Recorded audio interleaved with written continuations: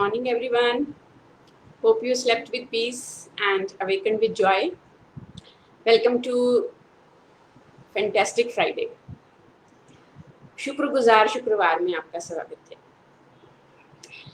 सबसे पहले शुक्रिया उन सभी का, व्यूअर्स का, लिसनर्स का, जिनमें से बहुत सारे लोगों ने मेरी तबीयत और सेहत के बारे में पूछा और पूछा कि मैम आप लाइव क्यों नहीं आ रहे हैं। Thank you so much for checking me up all the time. I feel so blessed and I feel so fortunate to have you all in my life.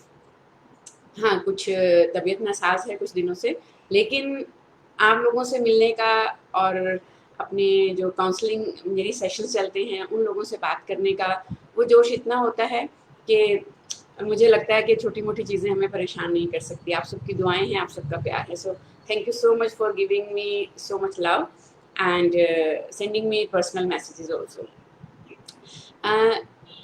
एक दो दिन में ये मैसेज करने का या सेशन करने का यही कारण, ना करने का ये कारण रहा कि we need full attention without distraction and with open heart we should talk to you, and I wanted to give my 100% with my full energy whenever I am talking to my listeners, and whosoever is participating in these live sessions, they should feel motivated and energized. That is the only motive behind all these talks. So कुछ लोगों से बात हो रही थी पिछले दिनों, तो आज थोड़ा सा मन उस वजह से भी दुविधा में था कि क्या बात की जाए, क्योंकि प्रैक्टिकलिटी में लोगों की ज़िंदगी में इतने सारे इश्यूज चल रहे हैं, इतनी सारी परेशानियां चल रही हैं. सबकी ज़िंदगी में अलग अलग तरह के मुद्दे हैं, छोटे बच्चों से लेके यंगस्टर से लेके हम बड़ों की ज़िंदगी में. तो यूं ही फिलोसफिकल किताबी बातें करके हम अपना टाइम ख़त्म कर दें और प्रैक्टिकलिटी में हम उन मुद्दों के ऊपर बात नहीं करें, तो फिर हमारे लाइव सेशंस करने का मुझे लगता है कोई फ़ायदा नहीं है.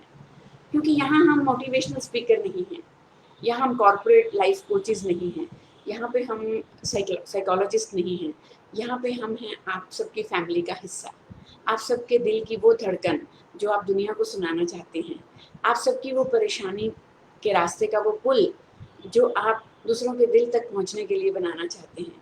लेकिन क्योंकि इतनी सारी दीवारें खड़ी हैं रास्ते में कि आप अपनी बात ही नहीं कह पाते. और कम्युनिकेशन इज़ की टू एवरी रिलेशनशिप, ये हम सब जानते हैं. ये जानते हुए भी लोग हमें सुनने को तैयार नहीं होते. तो फिर क्या किया जाए? मैंने किसी बच्चे से पूछा, कल मेरी एक 17 साल की बिटिया से बात हो रही थी.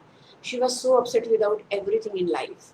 कुछ चीज़ें बच्चों को लॉकडाउन में भी परेशान कर रही हैं, क्योंकि सारा दिन घर रहना होता है, वही फैमिली के 4 लोग, वही बातें, वही एक्टिविटीज़, वही शेड्यूल, कुछ करने को नज़र नहीं आ रहा.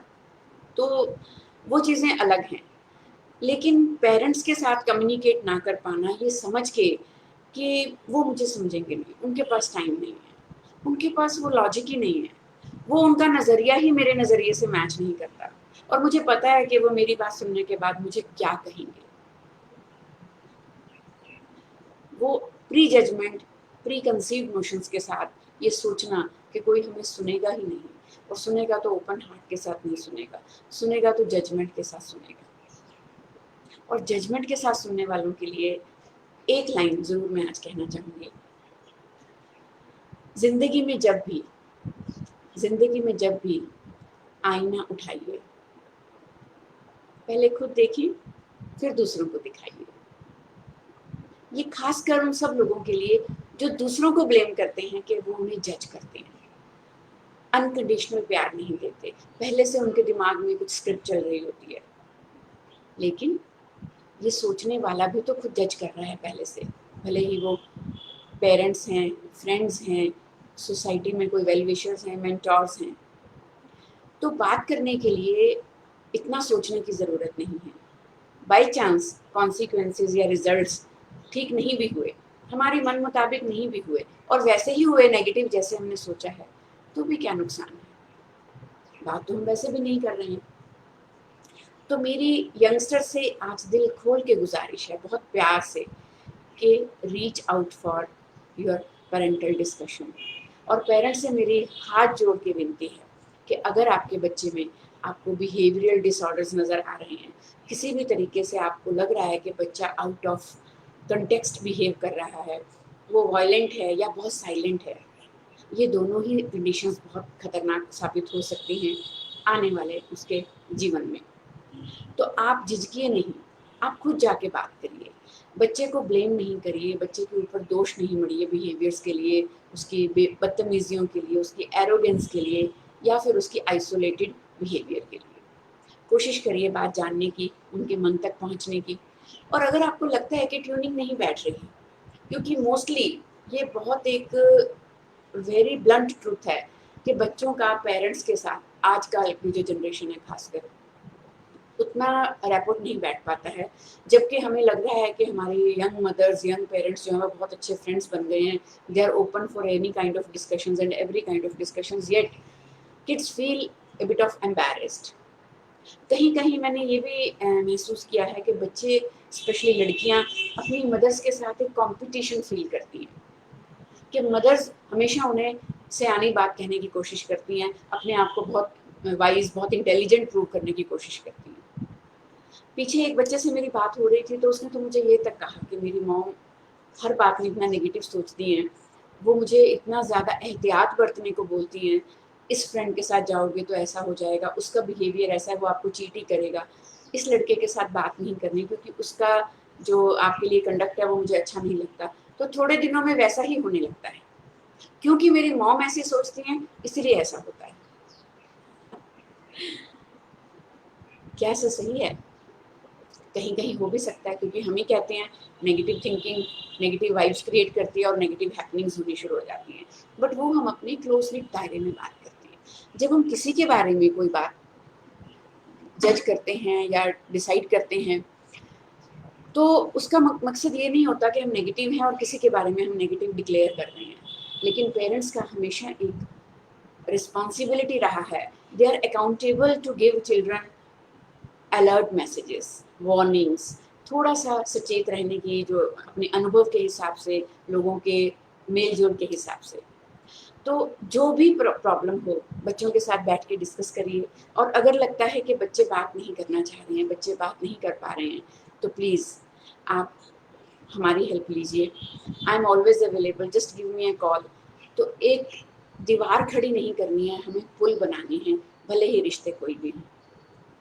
और राखी निकल के गई है, राखी पे पर्सनली मेरी इस प्लेटफॉर्म से आपसे बात नहीं हो पाई क्योंकि एक दो सेशंस मेरे अलग अलग ग्रुप्स में थे उन दिनों। और राखी के मौके के बाद अगर अभी भी किसी बहन भाई के मन में कोई कड़वाहट रह गई हो, नेह के धागे उलझे रह गए हों, तो मैं अपनी आओ छुए आसमां इस किताब में से 2 लाइनें ज़रूर बोलना चाहूँगी आज उन रिश्तों के लिए। बंटवारा बड़ा खतरनाक वर्ड है ये बंटवारा, चाहे वो भाइयों में हो, हस्बैंड वाइफ में हो, बच्चों में हो, बहन भाई में हो। तो एक बड़ी खूबसूरत कविता, 4 लाइनें मैंने उस वक्त बुक में ये लिखी थी। कुछ चीज़ें हमारी सांझी थी, कुछ चीज़ें हमारी सांझी थी, कुछ का मैं कर लेता बंटवारा। ये बात मैं आज क्यों कहना चाह रही हूँ, क्योंकि कल की कन्वर्सेशन उस बच्चे से जो मेरी हुई, मेरे दिमाग में वो रात भर घूमती रही कि हम उम्र भाई बहनों में किस किस बात पे झगड़ा होता है। माँ उसको ज़्यादा फेवर करती है, माँ मुझे गलत कहती है, उसे अच्छा समझती है, मेरे पापा हमेशा मुझे ही ब्लेम करते हैं, और वो इतनी मैनिपुलेटिव है कि वो सब चीज़ें अपनी हिसाब से मैनेज कर लेती है और मैं सिर्फ देखती रह जाती हूँ, मुझे हमेशा ब्लेम गेम मिलती है। तो उसके लिए ये 2 लाइन, कुछ चीज़ें हमारी सांझी थी, कुछ का मैं कर लेता बंटवारा। भाई कह रहा है जैसे रास्ते की सारी मस्ती मेरी, भाई कह रहा है रास्ते की सारी मस्ती मेरी, बस्ते का भार तुम्हारा। इन लाइनों के बीच में जाने की कोशिश करिएगा, बहुत बहुत गहरी है ये लाइनें। कागज के रुपए मेरे, चमचमाता सिक्का तुम्हारा। कागज के रुपए मेरे, चमचमाता सिक्का तुम्हारा। आम की फांकें मेरी, सारी गुठले तुम्हारी। लेने वाले का जिगर देखिए और मैनिपुलेट करने वाले की स्मार्टनेस देखिए कि आम की फांकें मेरी, सारी गुठली तुम्हारी, कागज के रुपए मेरे, चमचमाता सिक्का तुम्हारा। लड्डुओं से लैपटॉप तक, चुनने की आज़ादी मेरी, भाई कह रहा है। लड्डुओं से लैपटॉप तक चुनने की आज़ादी मेरी, मानने की बाध्यता तुम्हारी। ऐसा नहीं है लड़की हो बेटी हो तो तुम्हें कुछ दिया नहीं, अरे मानने की बाध्यता तुम्हें दी है, जो भी मिला है उसे स्वीकार करो। हमेशा चित्त में जीता, हमेशा चित्त में जीता, सर्वदा तुम्हारी। एक रोज चली गई अपने घर बिना कुछ बांटे। वही बहन जिसे सारे रास्ते भाई का बस्ते का भार उठाने को मिला, उसे सिर्फ सिक्के मिले, रुपए नहीं, जिसे सारी गुठली खाने को मिली बची हुई, जिसे भाई का बचा हुआ कपड़ा, प्यार या सत्कार, उससे बचा हुआ टाइम वो मिलता रहा। एक दिन वो अपने घर चली गई बिना कुछ बांटे। मेरे बचपन की सखी, ये मेरी बहना, भाई को याद आ रहे हैं वो दिन अब। मेरे बचपन की सखी, ए मेरी बहना, आज जब तुम्हारा हिस्सा भी बराबर है, फिर क्यों बंटवारे पर नजर है। आज जब तुम्हारा हिस्सा भी बराबर है, वो बचपन की बात थी जब भाई डोमिनेट करता था, ओवर पैम्पर्ड था, डिमांड करता था। लेकिन अब बड़े हो गए हैं, अब दोनों का हिस्सा बराबर है, तो फिर बहन की किस बंटवारे पर नजर है।